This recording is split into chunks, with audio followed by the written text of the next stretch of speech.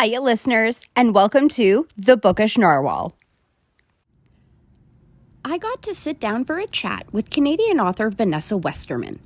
We talked about chocolate more than your average bear, Ontario's cottage country, her origin story, and women sleuths.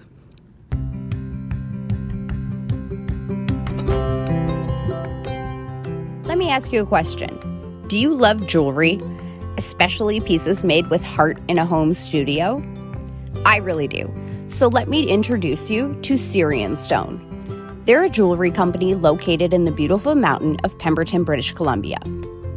I first met Siri through a mutual friend in the post office parking lot of said mountain town, and I had just moved to the area with my husband, and Siri was instantly exuding warmth, positive vibes, and really made me feel more at home. This was 3 years after she taught herself some, as she would say, basic silversmithing skills, but basic my behind. Inspired by nature, all Syrian stone jewelry is made from recycled 925 silver, and only 100% natural gemstones are used. I'm talking about carefully cut and polished semi-precious stones from all around the world. You can also find pieces that are 18 karat gold plated and in a variety of earrings, rings, bracelets, and necklaces. Made for the modern day adventure seeker, these organic designs celebrate imperfect beauty. For promo codes, links, and more, please visit my link in bio on Instagram or in the show description.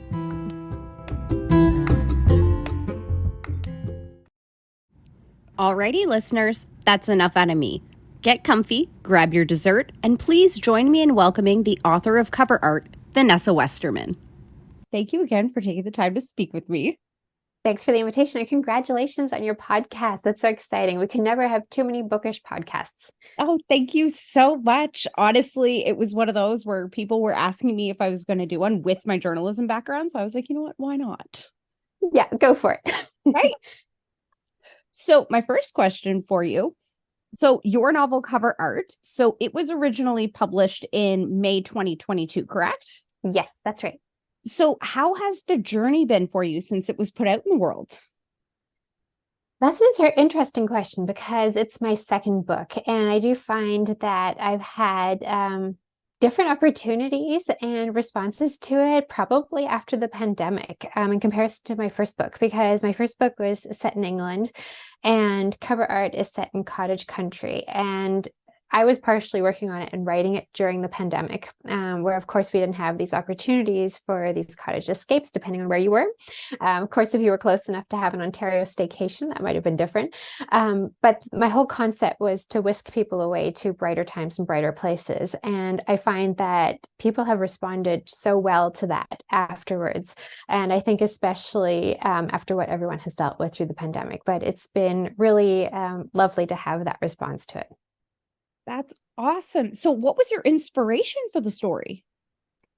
So I had a couple. I think inspiration is something that you kind of grow over time. It wasn't like I had the perfect mystery plot that sprung into my mind all at one time. But one thing that was important to me is that I enjoy cozy mystery. So I knew I wanted to write a cozy mystery. Love that. So much fun. But for me, my favorite experiences, and again, partially the connection with the pandemic, was my experiences with cottaging. So not the typical Muskoka cottage, but Kawarthas. Maybe it's a family cottage in a very small area, tiny lake, maybe not even deep enough for huge motorboats. And that was just kind of my idyllic setting. And I was thinking, what would I love to read? And I thought, what I would love to read is a cozy mystery set in cottage country, because that's what I'm missing right now. So that was part of it. And another part was, of course, as a mystery, you have to think about the crime and the murder plot and how you're going to kill the character. Yes. So another thing that had kind of been percolating for many, many years was that when I was quite young, my mom took a chocolate making workshop. And she got actually to go into a chocolatier's workshop and learned the whole process and left with the recipe for making chocolate and brought it home. So we were all kind of involved in recreating this chocolate. And I thought, how could I work this really interesting idea of going behind the scenes of a chocolate shop, and also that decadent aspect of just bringing chocolate into the story and artisan boutique chocolates. So I also thought, maybe Death by Chocolate together with Cottage Country could make an appealing cozy mystery. That's awesome. I was actually going to ask you, so why chocolate? So there you go. Yeah. Yeah, so that was the fun of it. I think also a little bit people, I think we all have this fascination with chocolate, and there's something about books going together with snacking on chocolate, but having the opportunity to think about how these flavors are created and also trying to explore that mess of creation in your home kitchen of really just playing with the melted chocolate and all the stages of the tempering process. Also, you have to kind of think about what you'd like to research. And quite honestly, researching chocolate making was part of the fun of this book. That's awesome. I was actually going to ask what kind of research you did for the book and what it looked like. Yeah, so some of it was my terribly challenging chocolate research. So, of course, I looked at flavors, but one thing that I wanted to do, because my book is set in Ontario and I wanted to really convey some of these local settings, I did look into artisan local chocolatiers. And close to where I live, in Warkworth, Ontario, is an amazing award-winning chocolatier. It's called Centre and Main Chocolate Company. And it was close enough that I could drive and visit. It's the town and cover art is actually based on Warkworth's main street, because it's one of those, it's got the gazebo. You could actually walk down the street and probably imagine where Charlie's Gallery is located. I was trying to stick as close as possible. That is so cool. Yeah, it's a really, really cute, kind of quaint, historic, very artsy town. And this chocolate shop is on that street. And Angela Rust is the chocolatier, and she uses local ingredients to create these really fascinating local chocolate bars. And they're incredible. She uses sometimes, I think one of her recent flavors was mulberries or so from the local farm, and she sources a lot of local ingredients. And the chocolate flavor that appears in the book, the gin and tonic chocolate, is actually one of her award-winning flavors. So if you read the book and you love it, you can visit the shop and you can actually buy the chocolate from her. So I also picked her brain a tiny bit. She was very, very kind with sharing her knowledge and some of her reference books and some of the insights into what goes into actually owning a chocolate shop. So that was really amazing. So that was some of the research. The other research, Cool though. yeah, it was so much fun. And I mean, because it's a series, I'm continuing to once in a while write to Angela and just ask her, some insights and things. But she's been amazing. In the shop, when you go to explore the website, you can just imagine some of those flavors on the walls in Matt's chocolate shop. So that's fun. And they're so Canadian too. She's got like maple syrup and some chocolate flavors, and I love that. Yes. And the other aspect that I researched, and again, had a ton of fun researching, was that my amateur sleuth is an artist. She wants to make her dream come true of being able to make a living from her art. And the kind of art that she does is she creates paintings that are like Pulp Fiction covers, but feature kind of a feminist take. So the heroines in our everyday lives through this Pulp Fiction take. So I researched a lot of art techniques and also Pulp Fiction paperback covers, which was so much fun. That's so cool. How many did you find? Like, was there a huge variety? Well, it's really hard. It's amazing because so many brilliant artists and illustrators designed these covers, but for paperback Pulp Fiction covers, a lot of it was meant to be throwaway. So these were artists and illustrators trying to earn their bread and butter with doing these covers. And some were incredibly designed, but because they were Pulp Fiction, they were printed cheaply. Many haven't survived so well. So there's not that many research books that you can find on these paperback covers, but I have a couple of really amazing ones. I wrote down the title in case you asked me this. They're actually relatively new, and one is called The Art of Pulp Fiction by Ed Hulse, which is amazing. It's a really large, oversized kind of coffee table book that just collects these vintage paperback covers that you might imagine seeing if you walked into like a 1950s library or bookshop. It's so much fun. And the other one is Front Cover by Alan Powers, which, while not so much focused just on Pulp Fiction, also talks about the entire concept of cover art and how it came through the history of publishing books and in the form that we know. Oh, that is so interesting. I'm totally going to have to look that Ah, Yeah, so front cover is written by Alan Powers, and there's actually a quote, if you're interested, that I thought was so inspirational and kind of wove into the idea, because the book's called Cover Art, into yes. Charlie's process. So he says that a book jacket or cover is a selling device, close to advertising in its form and purpose, but also specific to the product in that it plays a teasing game of hide and seek with commerce. The reason for this ambiguity is that books have never been purely consumer goods. People become attached to them. And something that I talk about in cover art is how book covers kind of charm and make a promise too. They're kind of trying to lure people into buying a product, but at the same time tell the story through art. And that combination fascinated me. Oh, that's incredible. And getting back to something that you actually mentioned, I was going to say it's listed as the first Charlie Scott mystery. So can we expect more, like a whole series? Absolutely. The second one is on my editor's desk right now. So that's already done and waiting to go through the process. Yay. So excited.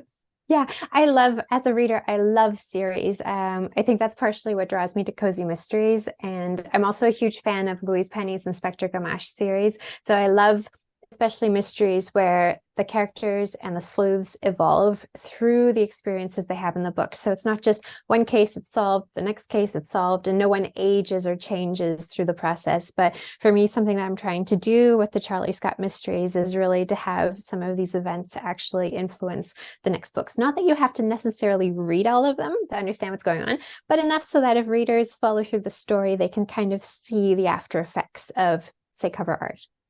Oh, I love that.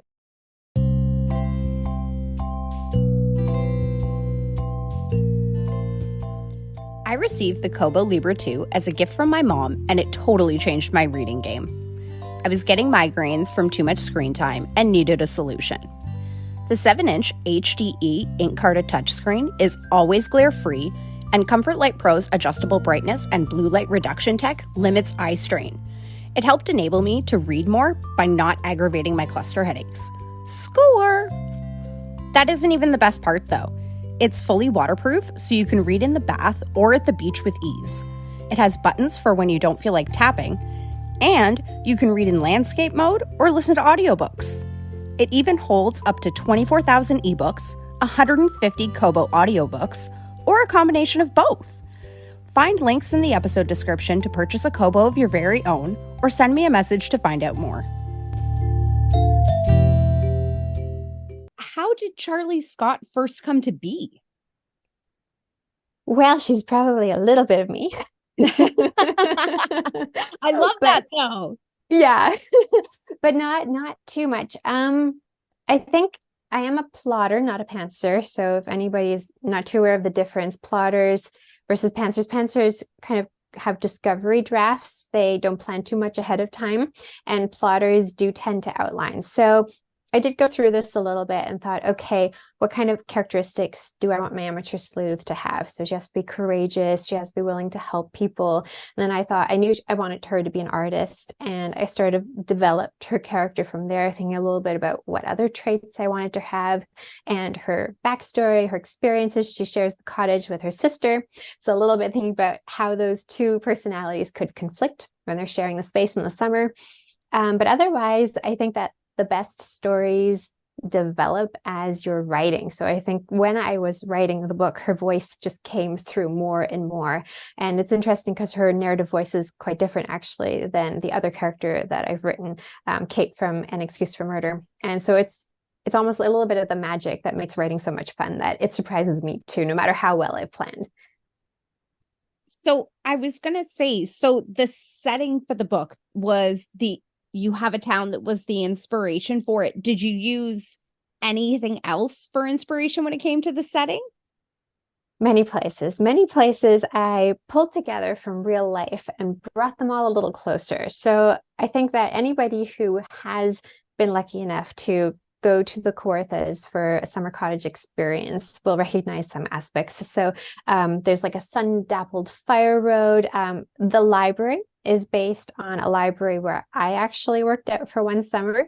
And I won't say the name specifically because it narrows down the location far too much, but it's a seasonal summer library, exactly like I described in cover art. And it was made from an old schoolhouse building.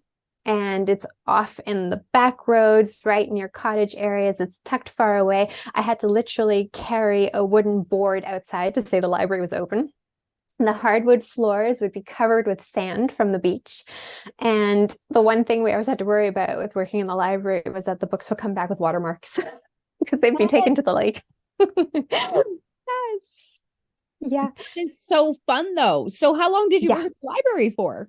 It was just the one summer planning partially the kids program, but I worked in a little bit too. Charlie's backstory is that she spent one summer working at their cottage library and she looked around the space. And again, I kind of imagine it like the hardwood floorboards, the old schoolroom converted with the blackboard still that's used for library notices, and the big, brightly colored shelves. So they had turquoise shelves. There were I think regatta trophies that were lining the walls and rocks from the lake.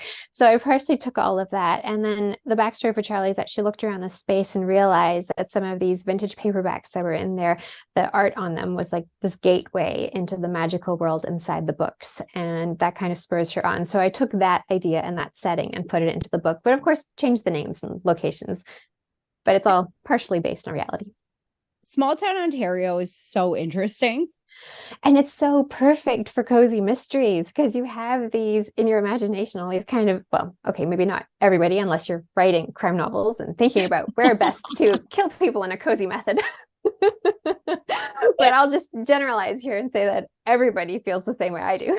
But when I go to these places, I think, oh my gosh, this could have been pulled from the pages of a book. So why not put them back into a book? Right, especially because a lot of them date so far back in history. You're like, okay, this town was founded in the like later 1800s. Like so much could have happened here. Yes, and I love those tiny little cottages that were like left over from the 50s or the 30s, and the tiny little gazebos that you see where people would have gone to just leave their things and then go swim in the lake. And yeah, it's wonderful. Yeah. So one of the themes of cover art is kind of creative expression that's seen in, especially through two characters throughout the story. So why was it important for you for this theme to really be a part of cover art? Well, I think for me, it's something that I'm really interested in. Not necessarily so much just as a writer, but it's just something that I really find interesting to read about. I'm a huge fan of Austin Kleon and Julie Cameron, anybody who writes about the creative process, Neil Gaiman's podcasts and interviews as well online.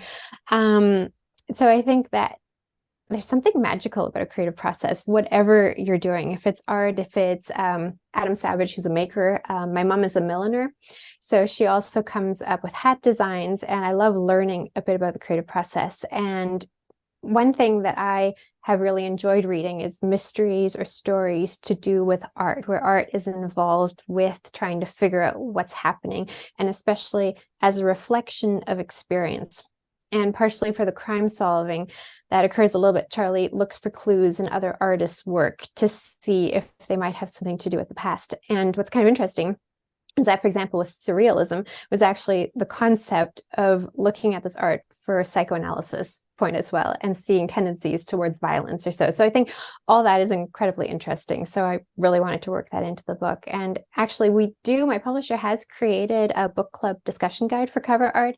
And some of the focus of the questions is about the theme of creativity in cover art. So if there are any book clubs out there looking to talk about it, yeah, that helps. And I can link it too. You can, yes. Yes, I will grab that link for sure. So yeah. You said Charlie Scott was kind of sort of based on you. So have you ever experienced moving from a big city to a small town? And if you have, what was that experience like for you? Yeah, I actually did. I took the teaching degree at Trent for a couple of years before writing cover art. And I actually moved from Germany to a very, very small Canadian town, which is basically a local setting. And I drove a very, very old red Jeep. So, which of course Charlie drives in the book. So yes, I have had the experience of moving from a very large city to a very, very small Ontario cottage area.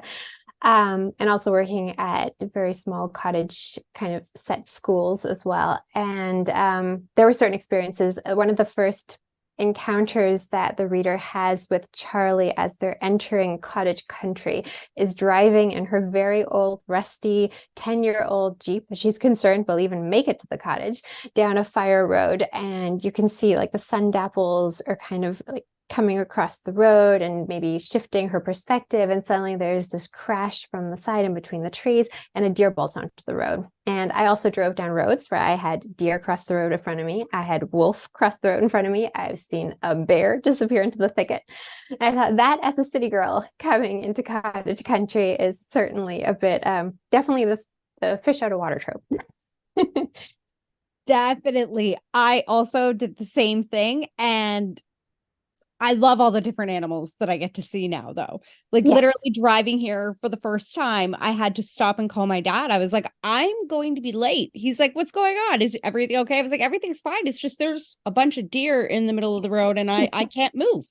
I have to wait for them to leave. So Exactly. It's incredible. It's amazing. And I think that's what I tried to evoke a little bit in that scene as well, the astonishment of coming face to face with wildlife that you might never normally see, but also that moment of, what do I do now? right. I was like, I'm not sure what to do. Can I like honk the horn? Or... Yes, and then quickly go up and look up at home. What do you do when you right? Oh, that was so funny.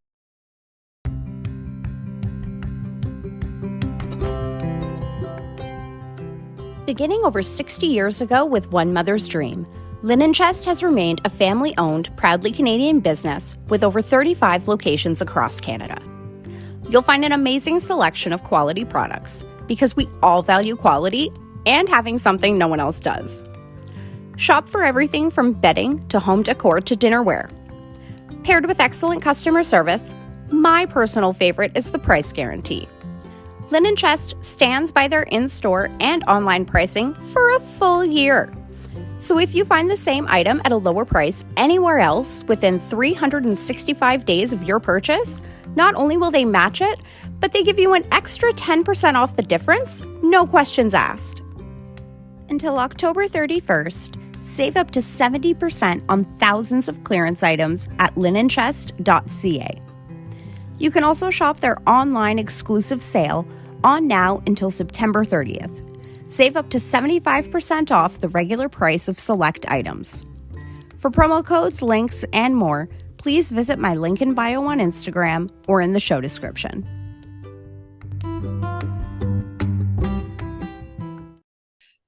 Your debut mystery, An Excuse for Murder, that was published in 2019. So have you found your writing process has changed much since then? Completely. With An Excuse, I had to make it more efficient, mostly. With An Excuse for Murder, I had the luxury. I mean, I was intentionally trying to craft something that I could sell. I knew I wanted to be a writer since I was about 7 years old. So that was something that was continuing through, but I didn't really know how to do it. And I also did not study creative writing. I studied English literature. So I didn't know how to plot.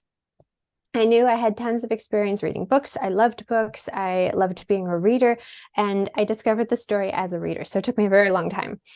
Then after that, I was like, okay, if I'm going to try to make any money with this, I'm going to have to learn how to do this a whole lot faster. So what I got as many books as I could find on the craft. And of course, there's Stephen King's on writing, but I also, one of my favorites, which is just such practical advice, is James N. Fry's How to Write a Damn Good Mystery.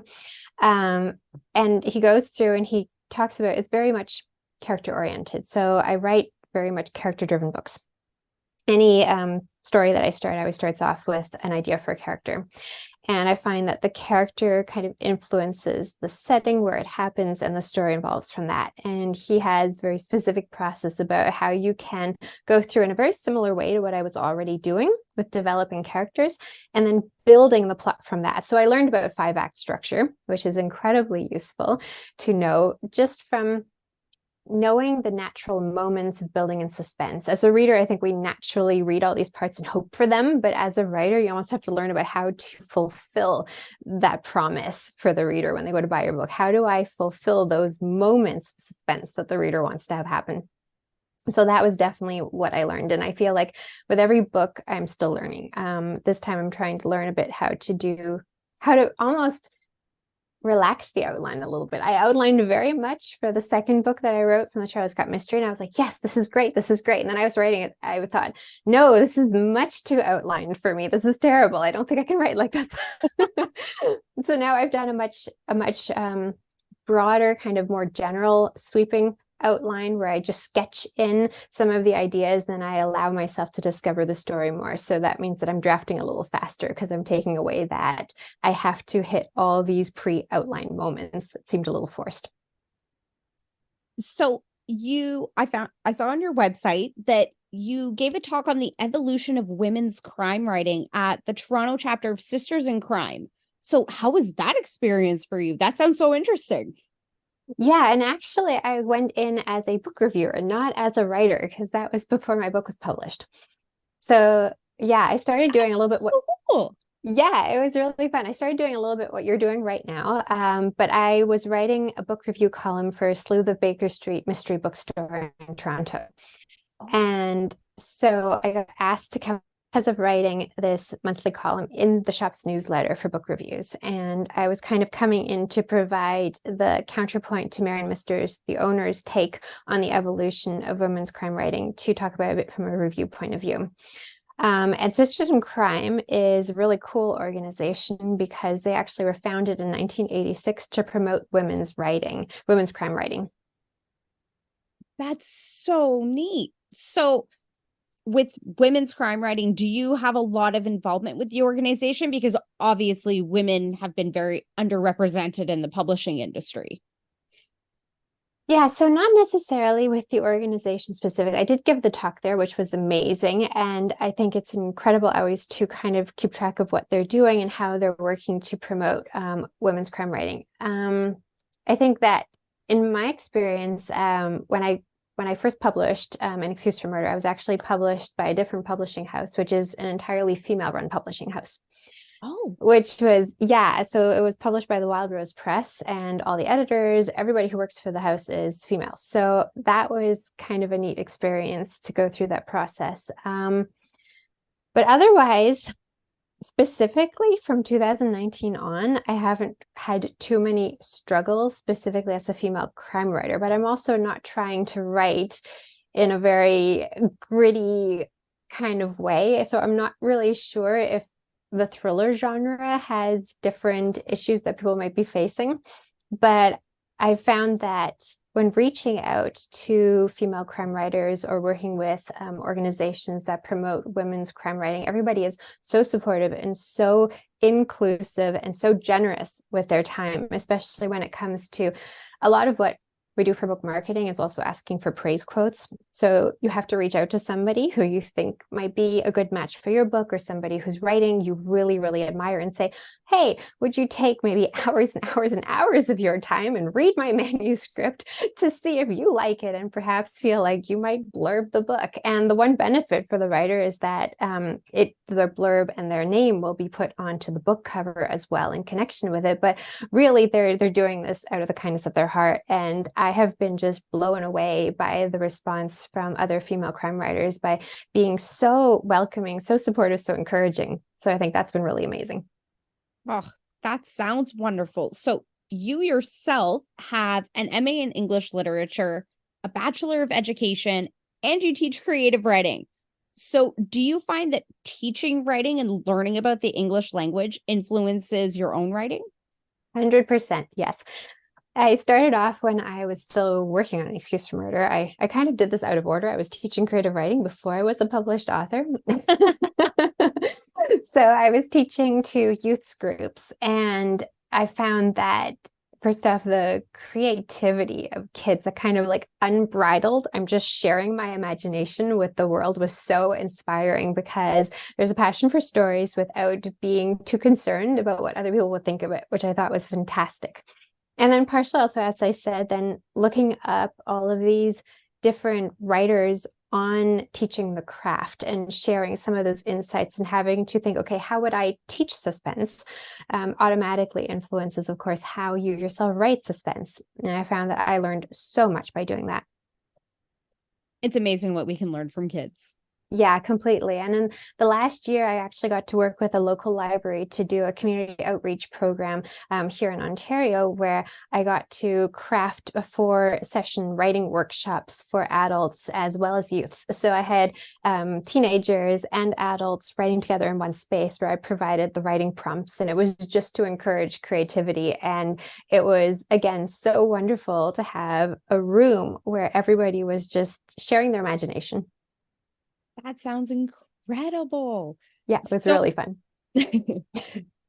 Many characters in cover art discourage other characters from pursuing a career in the arts because they perceive it as frivolous, it's not stable, 9-to-5s have benefits, etc., etc.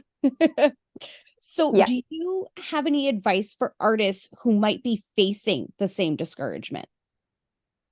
That's a tough question. I think it's a personal path, kind of a journey, because that's partially what my protagonist deals with throughout. And I think I do try to write strong heroines, but ones that are strong because of the challenges that they face. And one challenge that Charlie faces is thinking, okay, I'm going to quit my stable marketing job and hopefully try to figure out how to make art in a career by opening up a pop-up art gallery. And I think that there is kind of that self-sacrificial assumption that if you're going to do art, you're going to be willing to have to sacrifice an income so that you can pursue your passion completely. But I think something that is important to remember is that there's no shame in the side hustle, so long as you're pursuing your dream.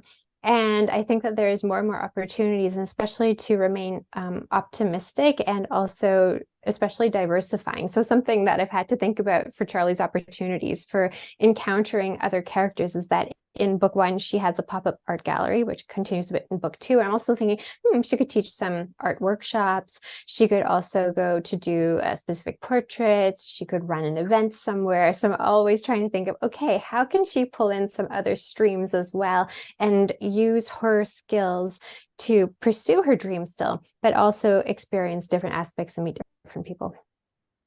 I love that. So what was an early experience that you had where you first really realized that language had power? Well, this is kind of my origin story, if you will. Speaking of power, when I was still too young to even be able to write complete sentences. So it must have been maybe I was in grade 1 or so. My mom got an older cousin as a gift, a Disney princess diary. And I was amazed because it was pink and it was a really cute looking notebook. It had almost like sprayed edges. It was mauve on the sides and it had a lock. And I'd never seen a notebook before that had a lock.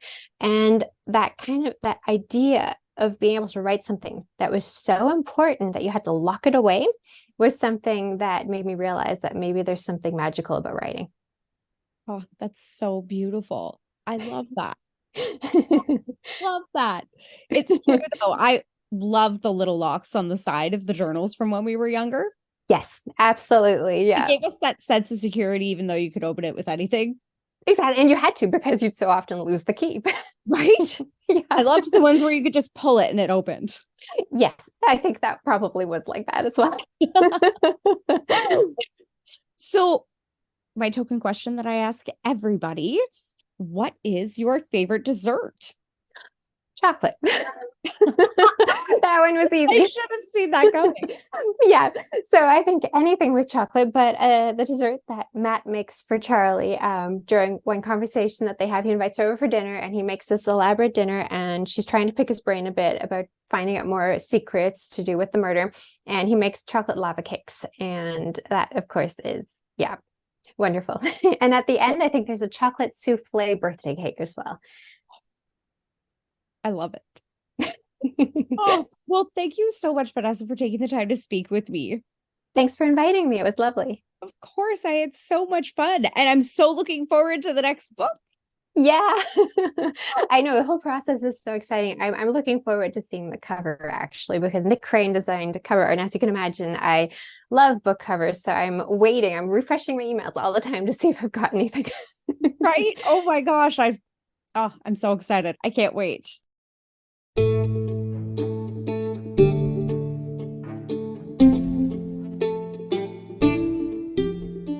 Chances are, if you're listening to this podcast, you probably enjoy reading. So tell me, do you want to indulge in unlimited ebooks and audiobooks for less?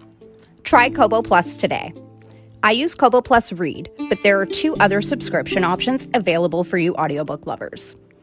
Each plan comes with a 30-day free trial for new subscribers and gives you access to over 1.3 million ebooks and over 10,000 audiobooks. It's perfect for those of us who find joy in a growing library. You can read on any Kobo e-reader or with the Kobo app, and you can listen with the Kobo app or on select Kobo e-readers. Find links in the episode description to get started on your free trial, or send me a message to find out more.